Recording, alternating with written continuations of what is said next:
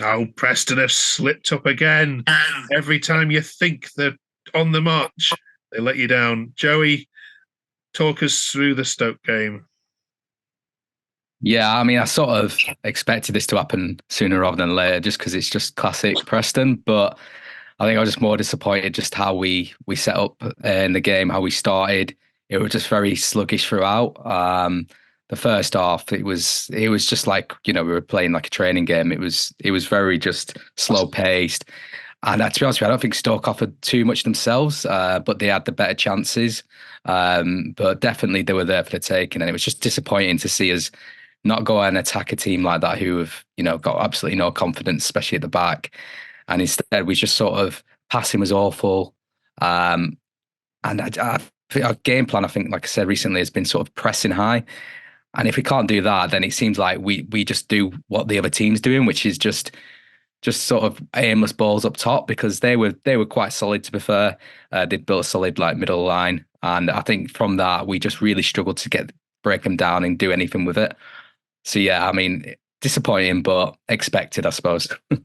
Yeah, I mean, the comments I saw and watching the highlights was about fluidity and passing. That there seemed to you're missing Holmes for a bit of zip. You need him on the pitch just to get that momentum of passing going.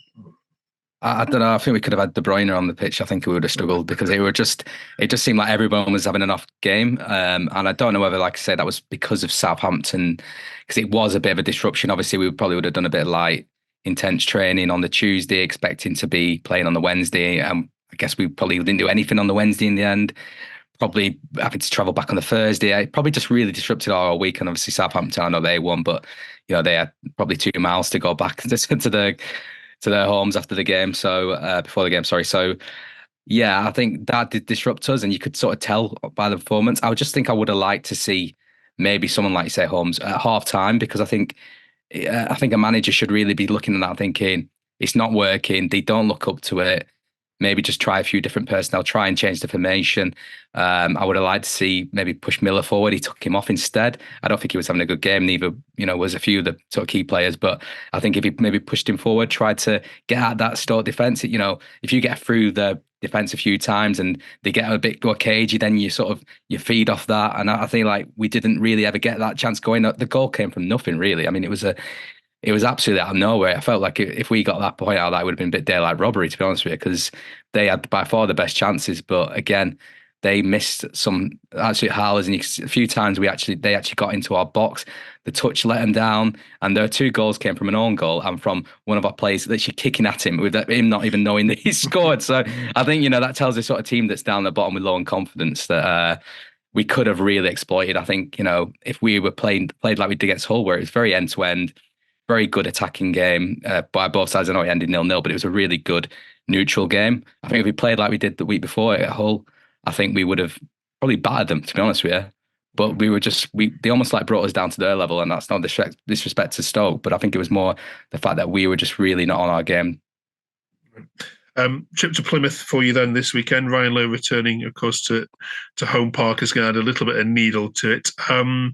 What do you make of Plymouth and give us some score predictions? Yeah, I mean, to be honest with you, like when we played Plymouth at the start of the season, they were probably one of the best teams to visit Deepdale. I know that we beat them in the end 2-1, but again, that would really reminded me of the Hull game last week where it was end to end, both teams really going for it. It was very gung ho from them, and you saw that game, you saw those performances they were having before that, and that quite recently after that, and where they were in the table, where they were scoring goals for fun.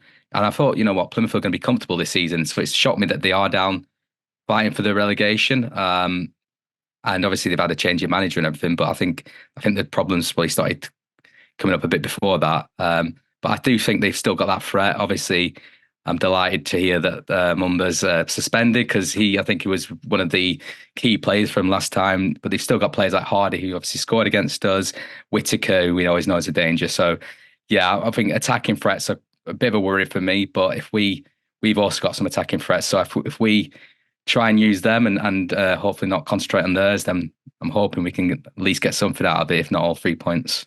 Okay. Nice one. Just quickly, we were talking about refereeing decisions on the channel this week. Would you bring VAR into the game, and how much do you think Preston have suffered from refereeing decisions in this Championship season?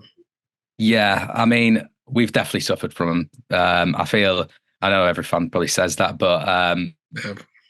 I think there's two decisions that I can remember that went our way, and there's multiple that went against us. And the two that went for us was against Coventry when we got a penalty that shouldn't have been, and then in the same game they had an offside goal that shouldn't have been, and then the other one's the Leeds game where I don't think their keeper should have got sent off.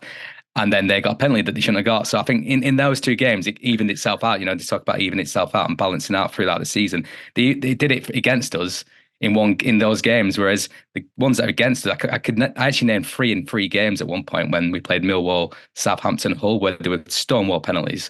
Even against Hull last week, we just had a PGMO apology yeah. For the whole game. So that's twice against Hull where we've had 2 dodgy decisions against us. But I think the Southampton one particularly was the one that got me, because it was if you remember it at home, when it was a handball on their player on the line, and it should have been a red card and a penalty. And it was, I think for some reason, the referee must have thought the keeper saved it, which was just crazy.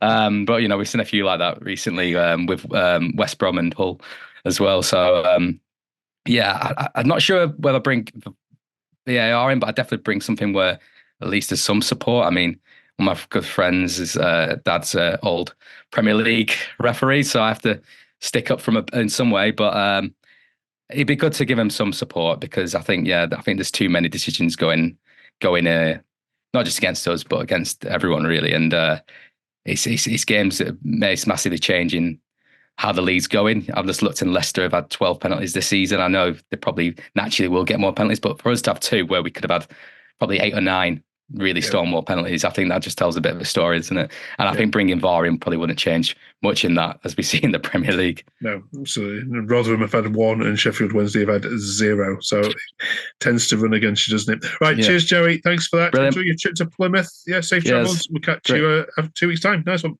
Cheers, Mark. Thank you.